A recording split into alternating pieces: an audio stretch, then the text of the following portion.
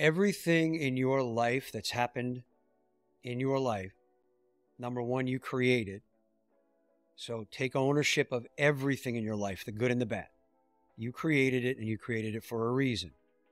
And that reason has led you to where you are right now in your life.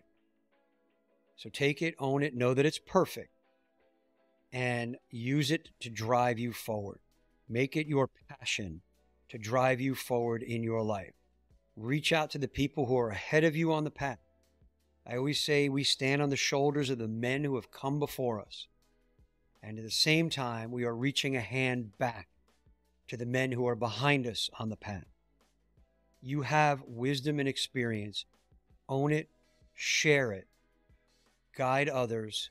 You're perfect, and you will move forward and be the best man that you can be.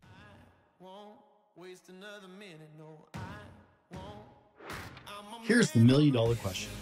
How do men like us reach our full potential, grow into the men we dream of being, while taking care of our responsibilities, working, being good husbands, fathers, and still take care of ourselves?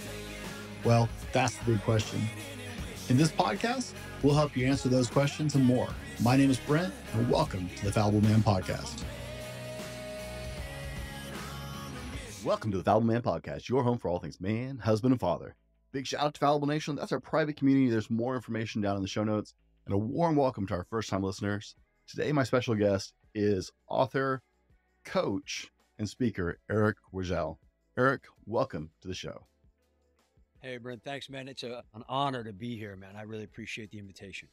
Eric, I'm looking forward to our conversation, but we like to start things out on a little bit of the lighter side. So how's your trivia? Oh, trivia is one of my things, man. I love trivia. Awesome. Most people get really concerned when I say that. So here we go. Which battle did William the Conqueror win in 1066? Was it the Battle of Hastings? The Battle of Waterloo? Hastings? You're not even going to finish. History buff? I didn't know it was going to be multiple choice, man. I knew the answer right away. All right, guys, make your guess. You know the rules. Don't cheat. Don't go ahead. Remember what you guessed, and we'll get back to that later. Now, Eric, I don't do big introductions because it's just not accurate, right? People don't give a crap about accolades. So in your own words today, right now in this moment, who is Eric Rogell? Oh, great question, man. I love that. I'm an author. I am passionate about everything related to what's going on with men today in our society. And I'm committed to doing whatever I can to help men move forward along the path. And it comes from my own past, my own background. In addition to writing, I'm also a documentary filmmaker. We're making films that matter and films that leave and make an impact. That's who I am today. Okay. If you could go back and give your 18-year-old self one piece of advice, what would it be? Another great question, man. I love that. Something that I've contemplated a lot, especially, getting asked questions about my past, what led to the writings and the mission. And I would say, I would tell my 18-year-old self, everything is perfect. Everything you're going through, everything you're experiencing, everything you're doing, who you're being is all leading you down this path to becoming who you are and who you're meant to be. So just stay on the path, keep moving forward. It is all perfect. I like it. I'm not sure everybody has that calm of an answer on that one. I can't even begin to, I got to ask you guys these questions in case I ever get asked these, because I don't even know where to start on that one. It's a great answer. It's a good contemplation. I would definitely recommend it. Just get out on a boat one day, or just go sit, by a lake and just ask yourself that question. Now, Eric, we're just wrapping up the silly season. It's January. What's your favorite holiday movie? And what does that say about you? Well, I am deeply in the camp of Die Hard is a Christmas movie. We can be friends. Yes. I cannot. My brother and I both. I can't get through the holiday season without seeing Die Hard, and it is absolutely one of my favorite movies. What is the line? It's not Christmas until I see Hans Gruber fall off Nakatomi Tower. Yeah, I am definitely in that camp. And then if I had to go on the goofy side, Elf. Classic, great humor, and that would be another one that I've got to watch every year. Okay. What is a funny story that your family likes to tell on you when they get a chance? Oh, wow. That's a great one. I don't know that I know the answer. My mom used to tell crazy stories about me. I don't know when I was a kid. I brought a girlfriend over. She would try to embarrass me with crazy stuff. I don't know off the top of my head one that they would like to tell. There was one. I mean, it's kind of ridiculous, but we were doing road trips. I grew up in New York, and we had family in Miami, so we would do the drive every year. My brother and I trying to kill each other in the back of a station wagon. So there were a lot of stories around that, like, us rolling around in the back of that thing, pulling over at the Howard Johnsons and eating lunch and getting into fights over there. I think my dad, one time, we were leaving a Howard Johnson's and I wanted to finish my milk. And he was sitting next to me and he's like, finish it faster, finish it faster. And I was drinking and he pulled my arm away, spilled the whole milk down the front of me, and I went nuts and had to ride the rest of the ride in the car covered in milk down the front of my shirt and clothes. That was one my dad loved to tell all the time. So I guess there's a couple of them around that. You drove all the way from New York down to Miami? Yeah, every Oh my year. goodness. People who don't travel have no idea how far that actually is. Yeah, I think it was our trip. I want to say it was like 1,200 miles. And my dad went to him. He went to the University of Miami when he went to college. So he made that drive a lot. So for him, he was like, we're not flying, we're driving. Everybody had to get in the car, and oh man, it was just nuts. And like I said, my brother and I in the back of this thing, just hours on end wanting to kill each other. Now, all of our younger listeners can't comprehend this. We didn't have to used to wear seatbelts in the back or even have seats necessarily. Yeah, exactly. And we had the station wagon, so you had that deck in the back. Mm-hmm. And they would just throw a bunch of toys back there, and we would climb over the seat, go hang out in the back, make faces at cars behind us, throw shit around, fight, jump back and forth over the seats. It was insanity back then. Oh yeah, road trips used to be a lot. And it was great at the same time, man, because you learned real quick what to do and not to do. When Dad slammed on the brakes and you went flying, you learned to anticipate. You learned how to handle yourself back there. We had a Suburban and a station wagon, and on bigger trips it was the Suburban. You'd have my brother asleep in the middle seat, my sister asleep in the back seat, and I'd be asleep on top of the luggage in the back window behind the back seat. Yeah, it was awesome. Absolutely, man. That's the best way to ride. Best way to ride. Eric, what's a purchase of $100 or less you made in the last year that's had the biggest impact on your life? $100 or less. Big impact. Actually, you know what? I think if and this is going to sound a little strange, but the book came out this year, and I actually bought some software for $100 to help put the book together and get it ready for print and publication. And I got to tell you, that made it so much easier. It made getting it out a joy, and it was absolutely amazing to use. I know that's probably, not an exciting answer, but it was for me because it made things 10 times easier. Well, it doesn't have to be an exciting answer. It has to be the answer that's right for you. So you're good. Okay, good. Good. What are you most proud of? I'm most proud of my background, my past, which has led me to this present. I think, I've never been one to be afraid of change, to be afraid of risk. And I've taken a lot of risks in my life, and they've led me down this path. They've also allowed me to have multiple careers, everything from starting as a chef and then running restaurants to being a creative director and artist and running magazines to being a journalist. And that led me to travel around the world, doing the craziest stuff all over the world. And then led me to being a writer and an author, and then, telling stories both visually and in written form, and really ending up being who I am today.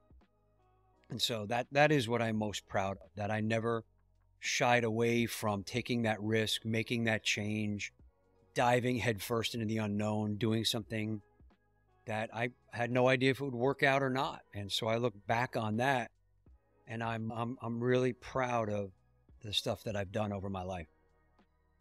What's one random fact people don't know about you? like just totally off the wall. Like for me, I can't eat peas, like English peas. Truly, you can't eat peas? They like give me bad gas. Like I bloat. I had no idea. I cut them out of my diet for a Yeah. while. I did a really restrictive diet and just cut out everything for a while. Yeah. And then added things back in one at a time. Peas were the only vegetable I ever liked. Turns out, nope. My body doesn't like them. Oh, wow. I think for me, something that's really thought was strange, and found out some other people had this too, was when I was younger, I was terrified of talking on the phone. I just was terrified of talking on the phone. I didn't want to make phone calls. I didn't like answering the phone. You know, back then, you didn't have caller ID. You didn't have, FaceTime or Zoom where you could actually see the person. And I always had this, like, I didn't know who was on the other end of the phone. I didn't know if they were making faces at me or, doing all these crazy things. I mean, it was just this real childhood fear of mine that thankfully, I've gotten over. But when I was real young, that was it. I just did not like to be on the phone. I'm laughing because I know some of our audience can't even fathom that. I still remember sitting in the hallway phone trying to talk to my girlfriend on the landline. Party lines. I miss party lines. Like, who is that? I think all of that may have gotten me over the fear, but I'm talking about 5, 6, 7 years old. Just like, I don't want to do it. Eric, what's something everyone should know before we dig into today's show? Yeah, I would say know that the best thing to do is keep an open mind, be willing. And if you have what I had for the longest time, that know-it-all that runs up here, and I heard that already. I've seen this before. I've heard that before. Let go of that today, because we may talk about some stuff that you think you may have heard before, but really look at it with new eyes, new ears, get a different perspective on it, go a little bit deeper, allow it in, and I promise it can change your life. Fair enough. Guys, we've been getting to know Eric just a little bit and who he is and what he's about.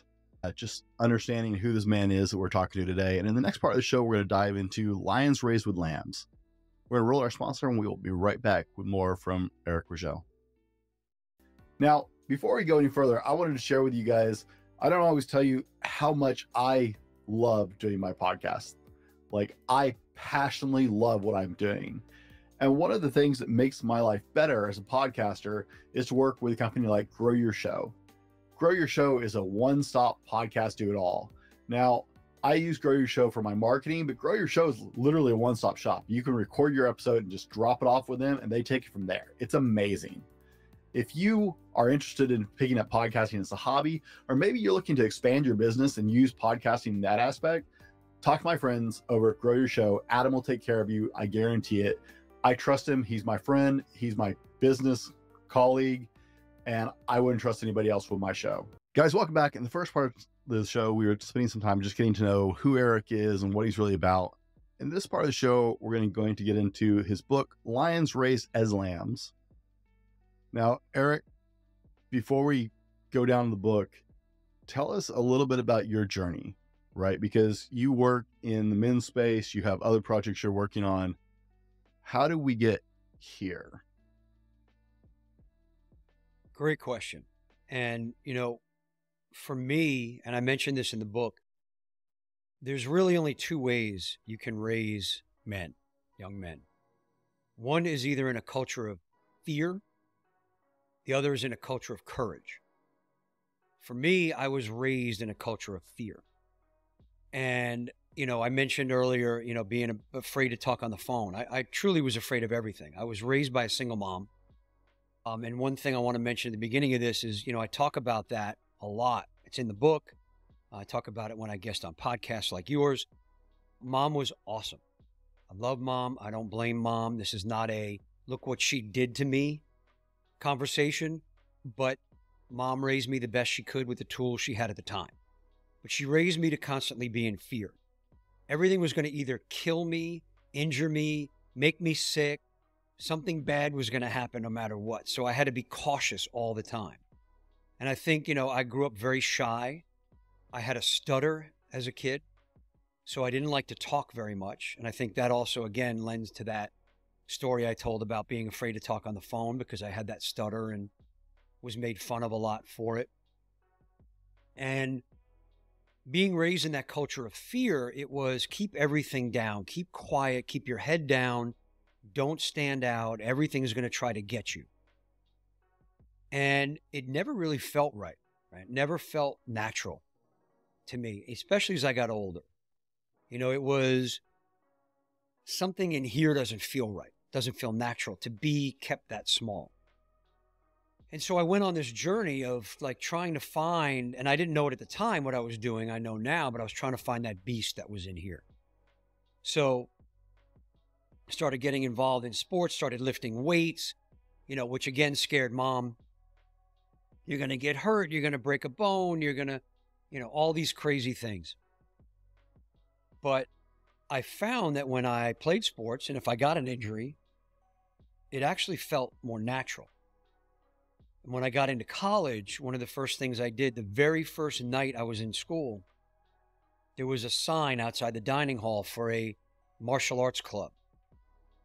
And I signed up for that immediately because that was something that I've always been drawn to. And it was something my mother would never let me do because it scared the hell out of her, right? I mean, everything scared the hell out of her, but particularly that. She didn't understand it. So I signed up for that, and got bumped and bruised and broke bones and got hit in the face and kicked in the ribs and all kinds of stuff. And I found out that I really, really liked it a lot, and I excelled at it. In fact, got my black belt, became an instructor, opened my own school, had my own school for 8 years.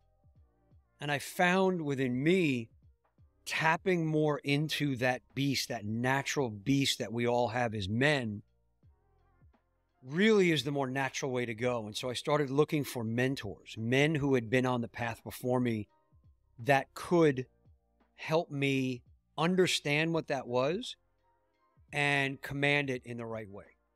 Because a lot of times in my youth, Brent, I was an angry young man because I had kept that pressed down. I had kept it hidden. I was told it was wrong. Don't ever show that. Don't ever be angry. Don't ever. And all that did was make me more and more angry because that stuff was bottled up inside me. So I wanted to look for these men who could help me along this path and show me the right way. And I found some of those good men that are out there. So don't ever let anyone tell you there are no good men out there who are willing to mentor and guide young men. There are a lot of them out there. And I found one in particular, and he's my co-author in the book, a man named Rob James. And Rob is brilliant. He has been a leader in the human consciousness space for 20, 30 years. And he was raised in a culture of courage. So he was raised on cattle ranches, then he went into the Marines, and then he got into human consciousness work. And so his whole life, he was encouraged to do things that like my mother was always afraid of. So he was encouraged to get into a pen with a bunch of bulls, to drive heavy equipment, to ride horses, to, hunt, fish. And then obviously in the Marines, the most supreme fighting force on earth, was trained how to, in combat.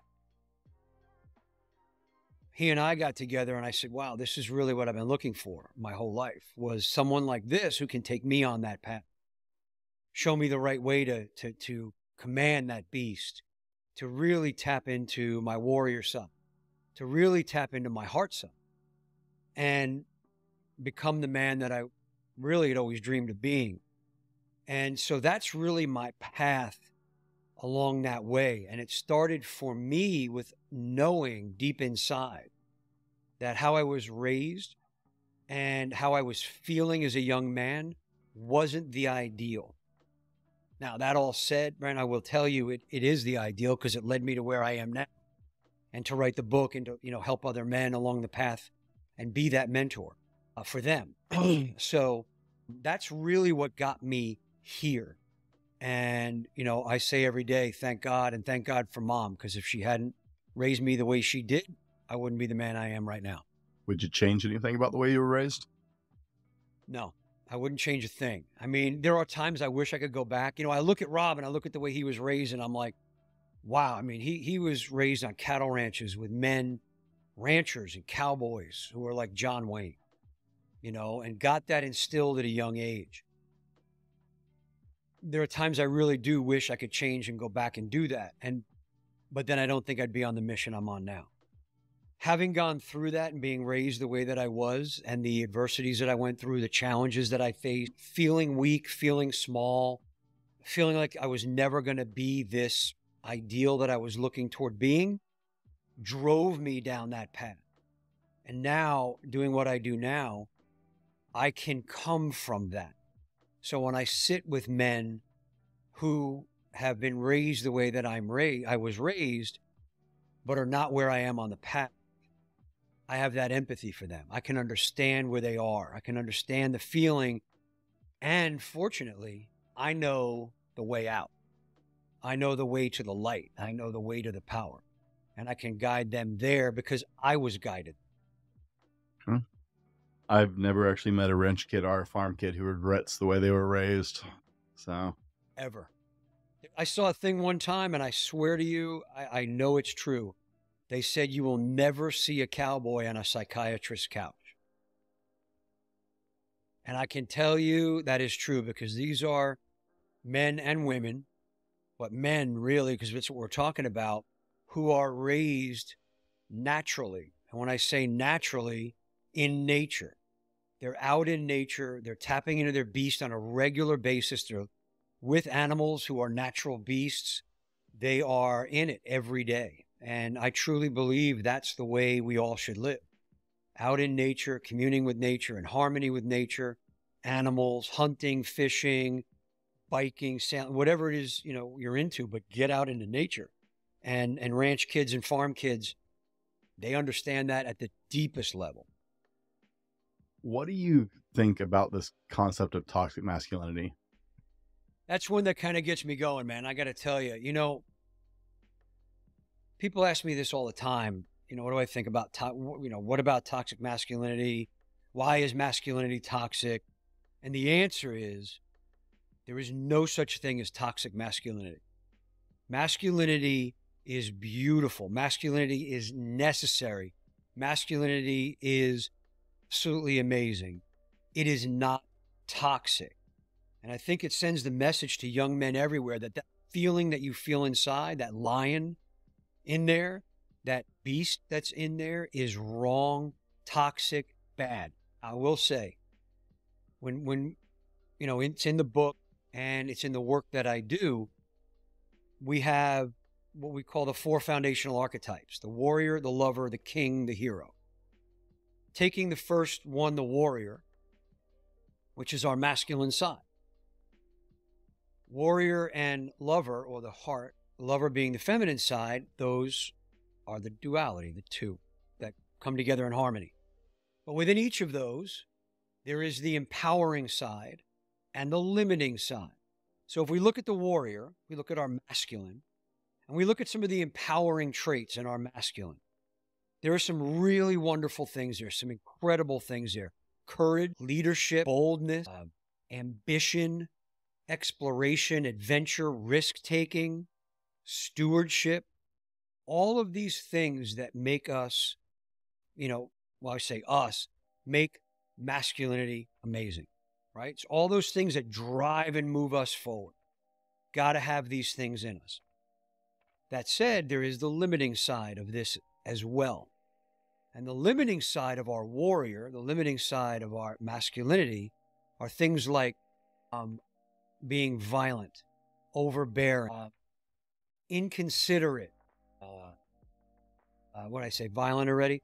Along the side of violent, perverted, dirty, disgusting, all of those things that people label as toxic masculinity are simply the limiting side of our masculine, our warrior. So when I say to people, when you look at that kind of stuff, and we all have this, men and women all have these sides to us. The ideal is to shift out of the limiting side of your masculine. When you're looking at yourself and you're going, man, I'm being obnoxious or angry or violent or overbearing or any of those things, shifting into the positive side, the empowering side of being that leader, courageous, bold, maverick. That really is the beautiful part of our warrior, of our masculine. So, wrapping that up and answering your question about what do I think about toxic masculinity, it is simply a function of the limiting side of masculine, and all masculine should never, ever be labeled toxic, because all that does is give men, and particularly young men, the idea that what is in here, that feeling, that beast that's inside, that beautiful driven warrior that we have, is somehow damaging and wrong. It is not. Focus on the empowered side of your masculine. Stay there. Guide yourself there. Focus on those. And then people won't have a reason to call masculinity toxic. Now, you have an interesting quote early in your book. You quote Emerson and say, "The end of the human race will be that it will eventually die of civilization." I thought that was a profound statement to start the book on with early.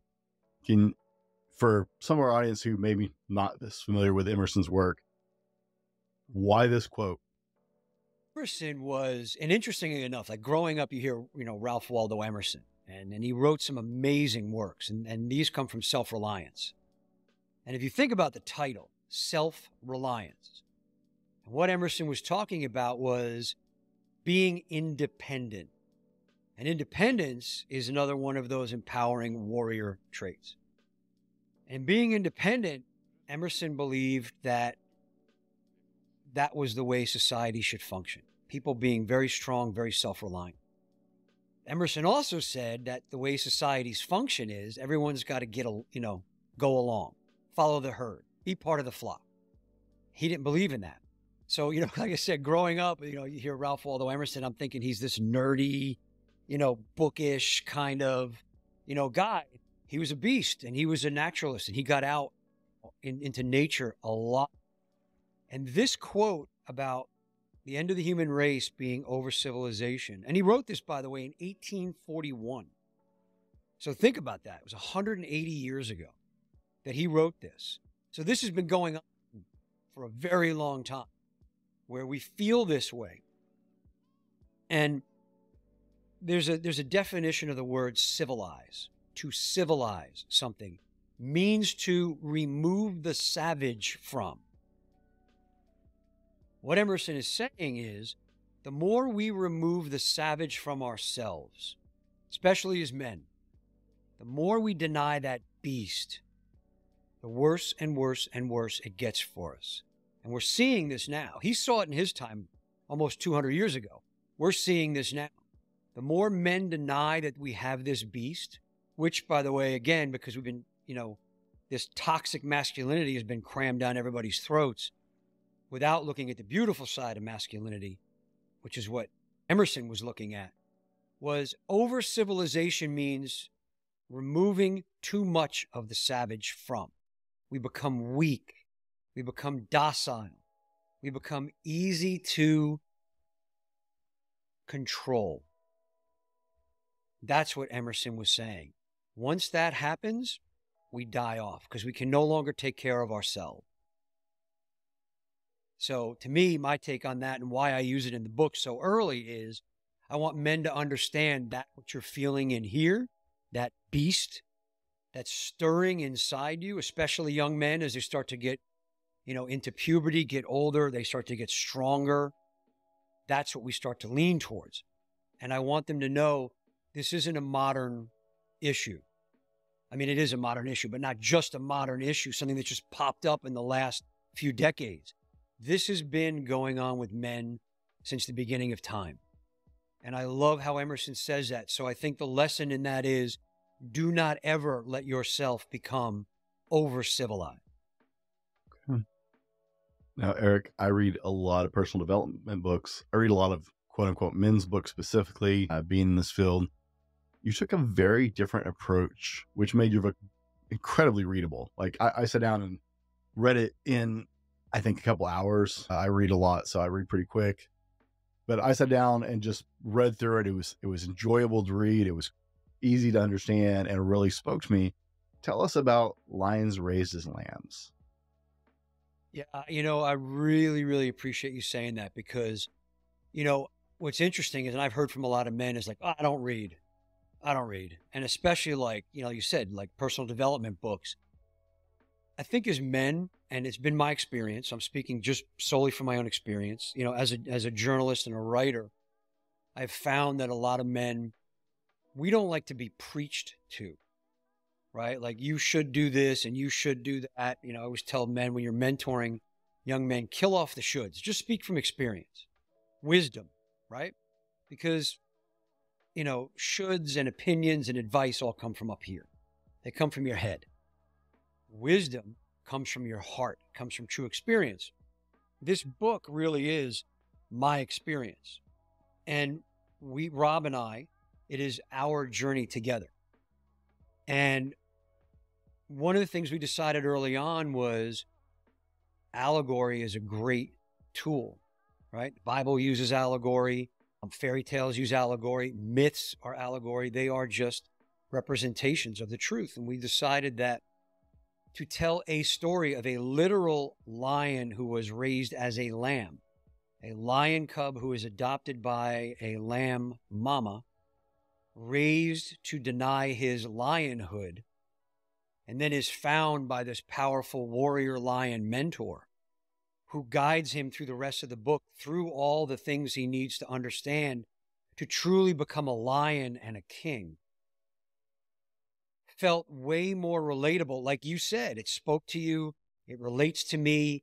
It's not preachy. It's not trying to throw things at you, telling you what you should do. Instead, we wanted it to be a story that spoke to men. I've had men tell me they have wept reading this book because a certain thing will hit them so hard.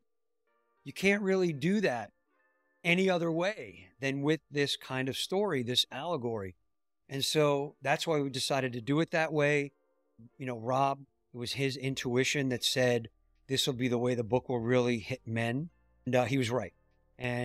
So I really appreciate you sharing that.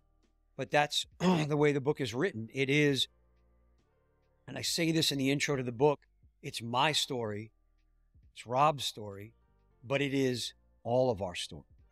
Somewhere along that journey, something will click with every man out there, and it'll be like, shit, yeah, that's me.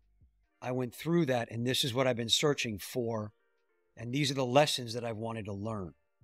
So it just really allows us to have that impact without being all preaching and from the head.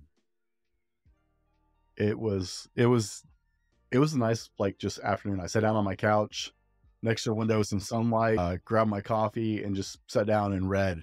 And I'm not going to lie, there are some books. If you look on the video behind me, there's a lot of books on my shelf. Those are all author interviews, and some of them were definitely harder to read than others.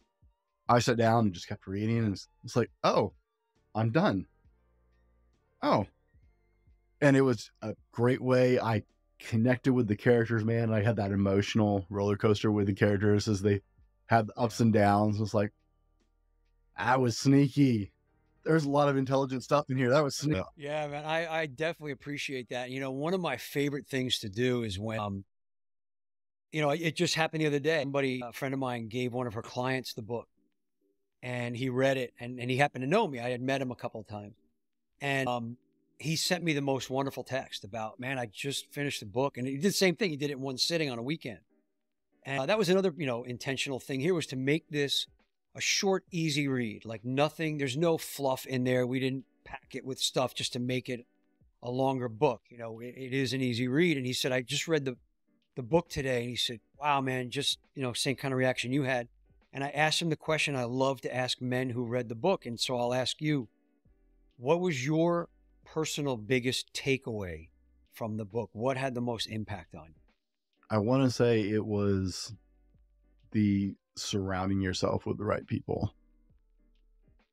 As he moves through the process, and I won't give away a bunch of them, but he's got, the young lion has his godfather, so to say, who is watched over him and is trying to train him.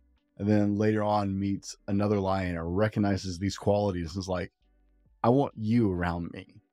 Right. That's been a hard lesson for me to learn. I've always been, that's one of the big lessons I've had to learn over the last several years of doing this is I've always been surrounding myself with women. I have very few men who are very close to me. we either really click or I'm more likely to punch you in the face. So it's been a hard lesson to start to surround myself with men who make me better. Yeah. And Yeah. that was definitely, it's like, oh, I can see the importance even more as it was just clear that. Yeah. And I think for us, you know, as men, it's really difficult. You know, I know for me, when I was a journalist, I had to interview a lot of very successful men, you know, they're celebrities, musicians, entrepreneurs. And I would always find myself, like you said, I'm either going to really like you or want to punch you in the face. And I would be with these guys. I'm like, you know, he probably did something shady to make his money or get whatever. He's probably a douchebag, whatever it was. I had this preconceived notion of them, and I really would never let the lessons in. And I think as men, one of the big things we have to learn is honoring other men and being willing. You cannot be a great mentor. This is a hard lesson I had to learn. You cannot be a great mentor unless you are willing to be mentored by a great man and give that man that honor. And it doesn't always have to be somebody older or way down the path. It could be someone who's just a little bit ahead of you on the path, someone you turn to for some of their wisdom once in a while, and just being willing to do that. And so, yeah, I love that takeaway that you had about that, because it's a reason why you put that in the book is we want men. We want that's, you know, in here. But, you know, my feeling is as men, we are independent. Being strong, independent, self-reliant men is so important. It's what Emerson was saying in Self-Reliance. Absolutely be independent. However, as we do that, also being able to allow men into your life who are good men, who will challenge you, who will hold you accountable, who will put a boot in your ass when you need it, and who will show you the way. And, you know, when you said I don't really have a lot of good male friends, I've seen the statistics on this. I've seen a number of them, and they're you know, all varying. But one of the things that's striking, no matter which one you look at, is the vast majority of men, and I've seen it anywhere from, you know, in the 80 percentile to the high 90 percentile of men, do not have one good male friend that they can turn to for wisdom, for guidance, for a shoulder, help them through a challenge. That is a painfully high number. That is a horrible number. And to me, I believe it's what leads so many men to take their own lives. You know, there is a high percentage of suicides are men. And I believe it's because a lot of men, we're told not to ask for help, not to ask for guidance. It makes us look weak. It makes us look lost. I disagree with that wholeheartedly. I believe finding other good men that you can turn to is the way out. And it is a sign of strength. It is an absolute sign of strength. In my work, we always talk about, I talk about vulnerability from strength. Vulnerability from weakness is whining about it, being a victim about it, and complaining about it. Vulnerability from strength is talking about an issue you're having is, hey man, this is what's going on in my life, and it's really got me, and I'm not sure I know how to get out of it. What are some solutions? That's being open and honest about issues you're having in your life, but not from a victim standpoint, from a standpoint of, I'm going to go do something about this, and I need your help doing it. I think as men, we can proactively help other men in that way. Sometimes my business coach is a friend of mine. We had worked together on some stuff, and he came alongside me when he called me. He's like, bro, you're looking so beat up these days. You're so tired. You're so worn out. You're so beat down. So this is what we're going to do. I'm going to line you up with this group. You're going to work with me directly on this. And it just really came. I was like, man, I'm not good at asking for help. He said, I know. That's why I'm just saying, I'm going to help you because I know if I wait for you to ask, you're not going to ask. And you need to work on that, but we'll deal with that later. And just really has come alongside as a mentor and a friend. But he got proactive because he knew I wasn't going to ask for it. It didn't matter how bad it got. And I think we can do that for other men as well on this journey. Oh, I 1,000%. And you know, what you're saying really leads into, there's another thing that's in the book. it's really, really important. And I think for us as men, it's important, and it goes to what you're speaking to and what we just talked about in honoring good men, is we have what we call the sacred 7 core value. And this is not something that I came up with alone in any way. It was Rob, my co-author. It was his idea to have these for the men in our community. And a number of us sat in a room for what seemed like a week. It was, several hours, but it seemed like a week, coming down to the core of the core of the core of ideals and values that we believed men should, would benefit living by. And we came up with them, and they are courage, honesty, integrity, commitment, duty, honor, love. And when you look at them, courage and love being the alpha and the omega, courage is that warrior trait, that masculine warrior trait. Love is that lover trait, that feminine side. And they wrap these 7. And in what you're saying right now about not asking for help, we always look at the first 3, courage, honesty, and integrity. And if you have the courage, and it takes an enormous amount of courage to tap into, but if you have the courage to be ruthlessly honest with yourself first, ruthlessly honest with yourself, that leads you to being a man of integrity, meaning you are the same man in public as you are in private. You are not saying one thing to your people and doing something different when you're home. And I think we've all seen a lot of that, especially lately out there in society, where people are, talking one thing and you're like, yeah, man, that's awesome. And then you hear they're doing this, not in integrity. So the courage to be ruthlessly honest with yourself leads you to be a man of integrity.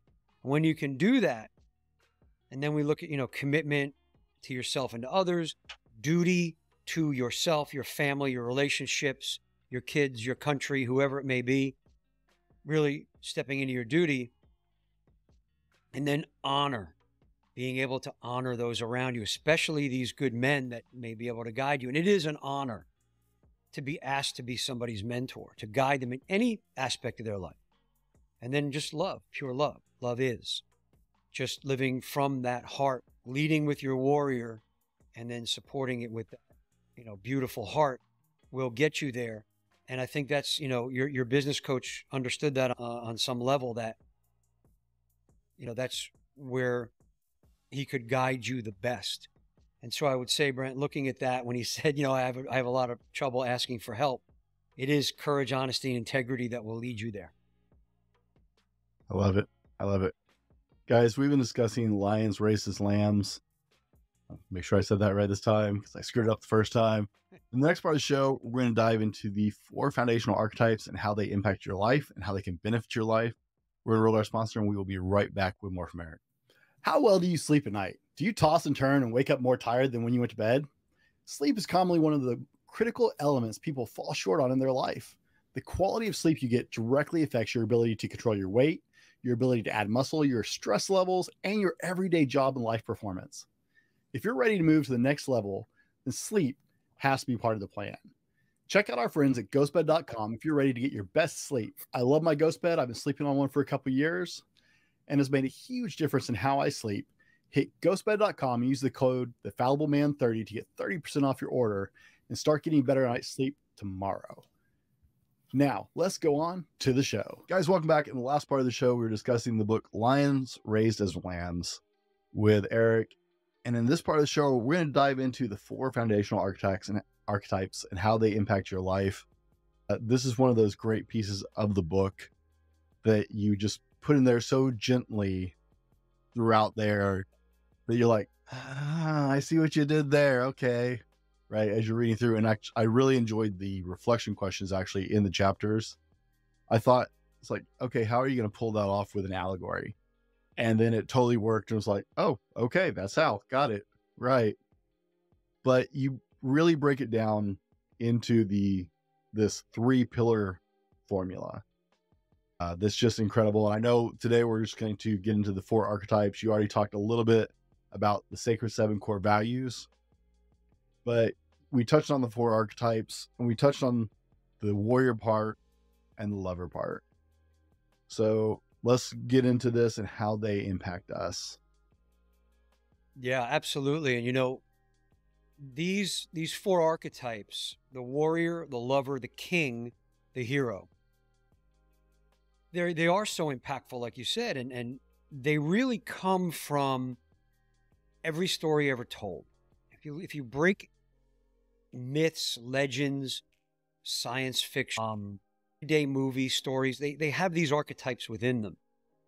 And a man named Joseph Campbell, who wrote a couple of incredible books. I mean, he wrote a lot of books, but these two particular strike me. One is The Power of Myth, and the other is The Hero with a Thousand Faces. And what Campbell found was, why he said The Hero with a Thousand Faces, was every story ever told is every story ever told. They all follow this, what he coined, the hero's journey. And it was this hero's journey where, you know, it had all these different steps, and depending on what scholar you look at, there's 14 steps. I've seen it as high as 20-something steps of the journey that we go through, right? And the reason why these myths and legends and stories and all that impact us so incredibly and so profoundly is because it's what we call the software of our soul. It is our story as well. So it's not just the story we're reading, it's our story. So looking at his journey, we looked at these archetypes that we embody during this. And it is the warrior, which is our, like I said, our masculine side. That's the driven, ambitious. In every story, the hero faces obstacles and challenges and self-doubt and all of these things that they must overcome. That's the warrior side. So like I said earlier, the empowering side of our warrior is ambition, drive, courage, boldness, being a maverick, being independent, being a risk taker, all of these things that drive us forward. That said, we have the lover side of us. That lover archetype, that's our heart. And that's all the stuff, and I say this, that's all the stuff that makes life so juicy and delicious. Things like beauty and creativity. Wisdom is actually a lover archetype trait. And creativity, magnetism, charisma, playfulness, abundance, generosity, trust. All of those we need as well. That makes us well-rounded. Because if we were solely warrior, especially as men, and a lot of men have I wouldn't say trouble with this, but this is a thing that kind of gets them. They're like, well, do I have to be a warrior all the time? Am I just go, beast? No, because that makes you a barbarian. The other side of us, that lover side, is what in a relationship makes the relationship work, because it's that side of us that's creative and playful and loving and compassionate and all of those things, right? So we must have that lover side, but we support with the lover. We don't lead with it. We're warriors first. So that warrior archetype is supported by, you know, drives us forward. The lover archetype is what rounds us out, makes us a complete person. We support with it. The man who can integrate his warrior and his lover, lead with his warrior, support with his lover, live that way, is living from the king archetype. That is the king. So when I work with a lot of my men, a lot of my clients, I'll always say, remember king, come from king. And that is leading with that empowered warrior.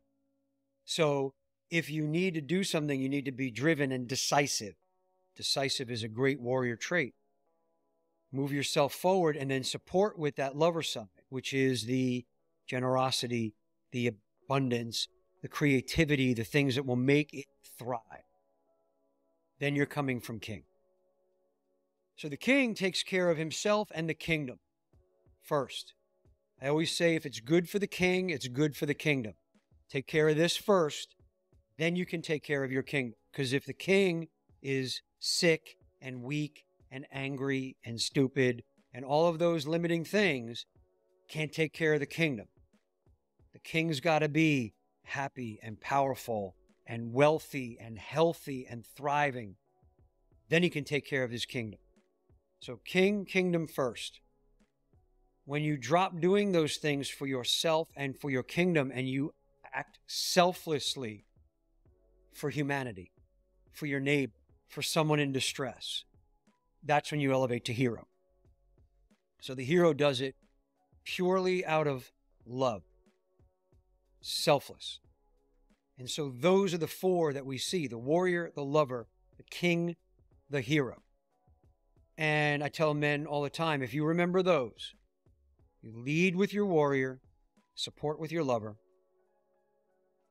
integrate those two, you're operating from king, take care of yourself, your kingdom, and then the selfless acts of love for those in need, distress, whatever it may be, hero. So that's where those four archetypes come from. Okay. I'm familiar with the concept of the hero's journey from Campbell, but how you integrated it into the book was like, oh, you actually could see things play out. As men, we can be a little slow on the uptake. Sometimes I'm a little stubborn, little thick every now and then. I get kind of set in my ways. And so it was to actually see it play throughout this story was really cool. Yeah, and there's another thing you'll notice in there, which is really, really important in Campbell's hero's journey, is it's the mentor. There is always, in every story ever told, the hero never does it alone. The hero never does it by themselves. They never discover their powers or their greatness or their, the things that will make them the hero. They never discover that on their own. There is that mentor. And a lot of times in myths and legends, and in a lot of science fiction, it is a magical mentor. So you'll notice, we kind of have one in the book.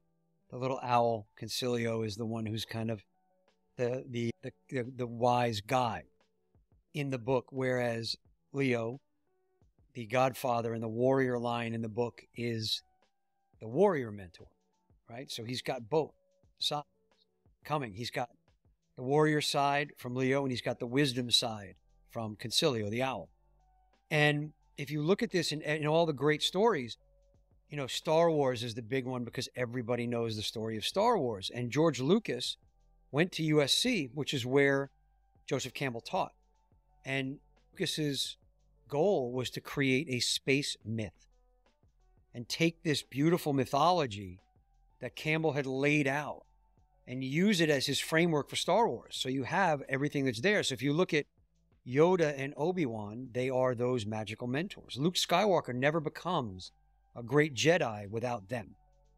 And so the lesson there too, in going through these archetypes, is having someone who can guide you in them, to tap into them further, is also essential.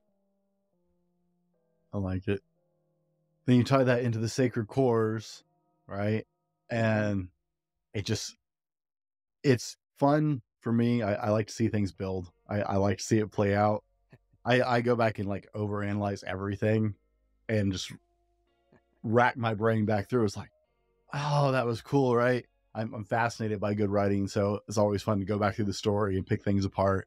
I'm notoriously bad at I'll go through Star Wars and Harry Potter and Lord of the Rings, and I'm picking apart the literature. Yeah. So it gets really over here. There's I don't want to interrupt you, but there's a great comedian who does a spot on where he says, and he shows and he proves it. He says, J.K. Rowling didn't write Harry Potter. She just rewrote a shittier version of Star Wars. And she relates all the characters. So she says Harry Potter is Luke Skywalker.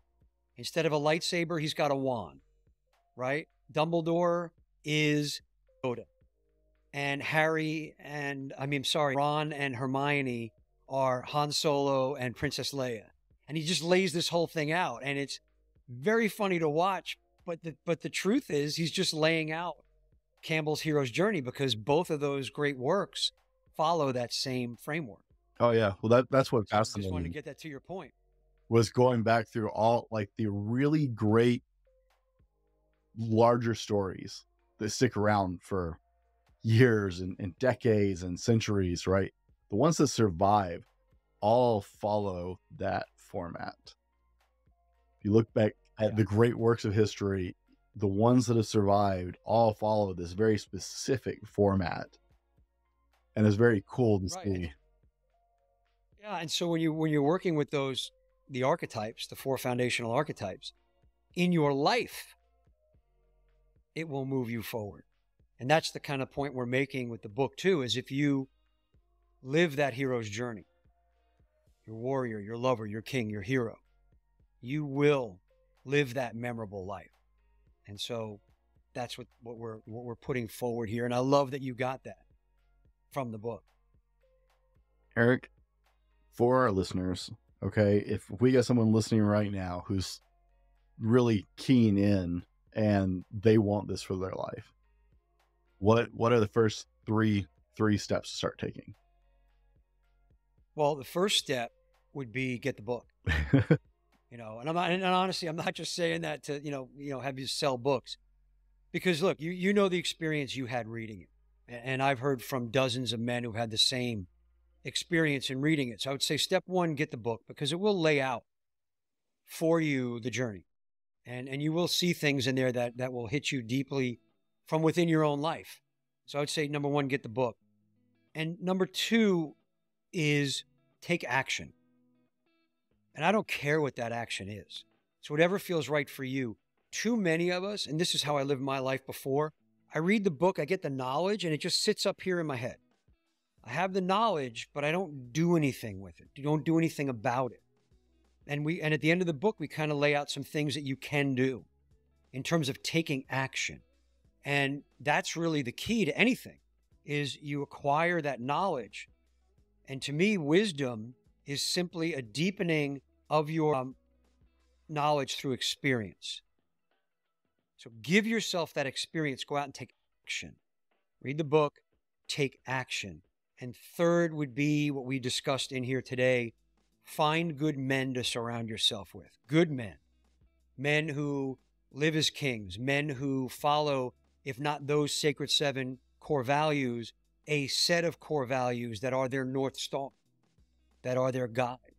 Find these men, surround yourself with them, because that's the only way to continue your journey as a good man. So read the book, take action, surround yourself with good men.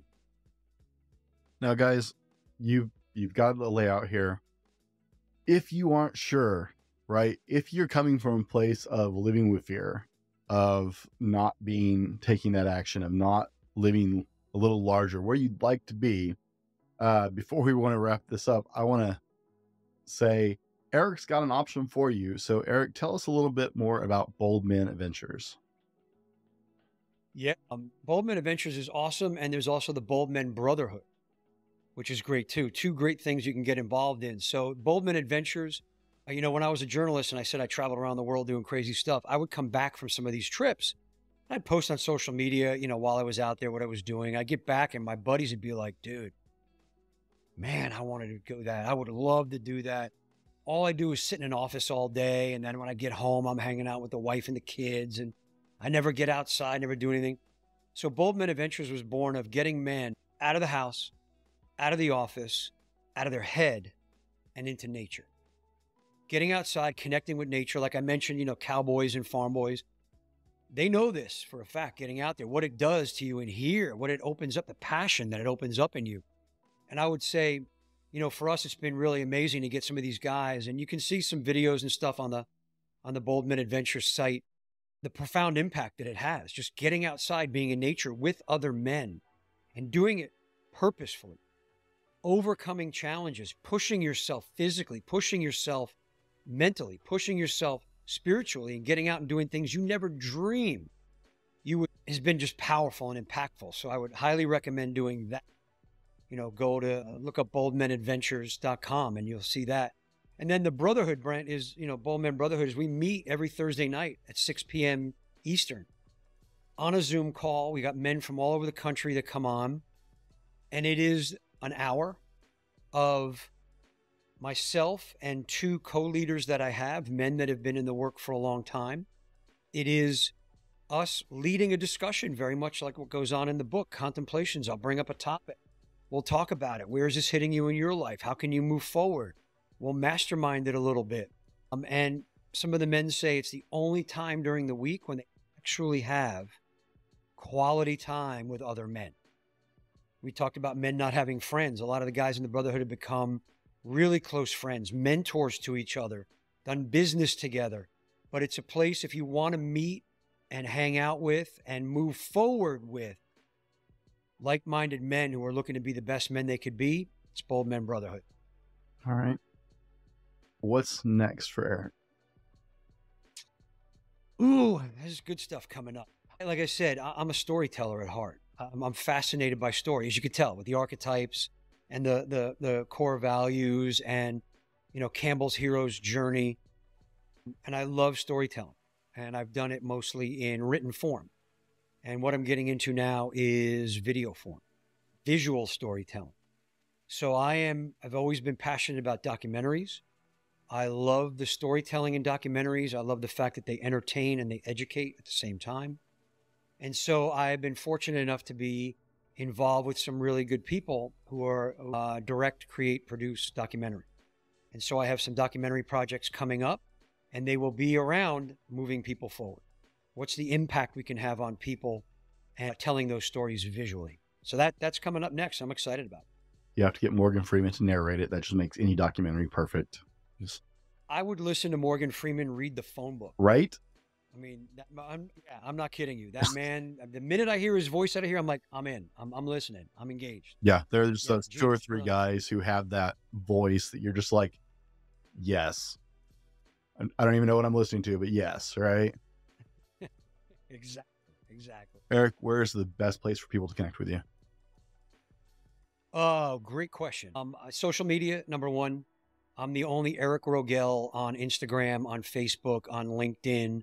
You can find me there. And I always say to guys, look, courage is the number one of the Sacred Seven core values. And courage is there for a reason. It's number one for a reason. Without courage, you're never going to move forward. You stay in that fear, it's going to hold you where you are. Tap into that courage. So reach out, talk to me on social media, man. I will answer you. I love hearing from men all the time. So definitely on social media, and then lionsraisedaslambs.com. There's info on the book there. There's info on me there. There's a way to jump on, a mailing list and get some good stuff from me regularly, and you'll move forward in that, and you'll find out about anything that's going on, anywhere else. So social media and lionsraisedaslambs.com. And of course, guys, we'll have all those links down in the show notes or the show description, whatever platform you're joining us on today. Now, I know that you're all worried about which battle William the Conqueror won in 1066. You nailed it with Battle of Hastings. I've never actually had someone just tell me the answer before I got through the multiple choice. So history buff and trivia guy. So remind me not to play against you in Trivial Pursuit. My dad was that way. Like we made him fill his twice because he was that way. Well, Eric, wrap us out. If our listeners hear nothing else today, nothing else in this conversation, what is the one thing you want them to hear? Everything in your life that's happened in your life, number one, you created. So take ownership of everything in your life, the good and the bad. You created it, and you created it for a reason. And that reason has led you to where you are right now in your life. So take it, own it, know that it's perfect, and use it to drive you forward. Make it your passion to drive you forward in your life. Reach out to the people who are ahead of you on the path. I always say we stand on the shoulders of the men who have come before us. And at the same time, we are reaching a hand back to the men who are behind us on the path. You have wisdom and experience. Own it, share it, guide others. You're perfect, and you will move forward and be the best man that you can be. Gentlemen, as always, be better tomorrow because of what you do today, and we'll see you on the next. This has been the Fallible Man Podcast, your home for everything man, husband, and father. Be sure to subscribe so you don't miss a show. Head over to www.thefallibleman.com for more content and get your own Fallible Man gear.